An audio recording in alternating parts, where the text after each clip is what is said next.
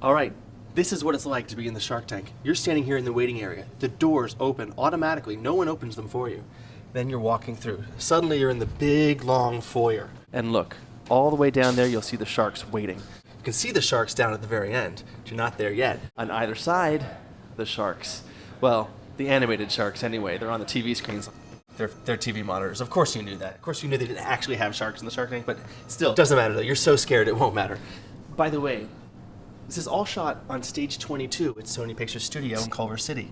Next door, to stage 27, was Munchkinland in The Wizard of Oz.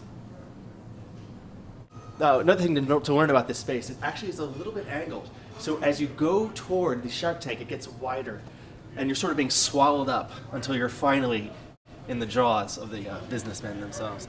Down this really soft row of Oriental rugs, passing through, and then suddenly the biggest doors open up, and like you're going to the Wizard of Oz himself. There they are, the 5 sharks, waiting for you. You better be ready, because if you're not nervous yet, there's something wrong with you. It could be a loft apartment, it could be a really expensive boardroom. Don't really know where, but if you look closely on the buildings and the fake windows, it looks sort of like Manhattan. So let's assume that's where they are, even though we're actually in LA. But look, those brandy snifters, I've never seen them used on the show. That would be a party. And here's another thing you may not have noticed. The tulips. You wondering if they're real? They're not. Sharks know how to spend their money. They don't buy tulips every day. This is Kevin O'Leary's chair. I just hope it doesn't rub off. This chair, by the way, has never actually seen hair. But he's got his notes out in front. He's got his lollipop. It looks like his iPad is still here. What is he doing on his iPad? He's supposed to be entertaining deals and showing people limb from limb. And his glass of water. You get a piece of DNA off that glass. You, too, could have your own Mr. Burns. Do I look powerful? There's a sofa over here that no one has ever laid on. You think they'd let me lay on that thing the next time they do a pitch? So this is what the shark sees. Those doors fly open. There's an entrepreneur at the very end of the hallway, getting bigger, like breakfast.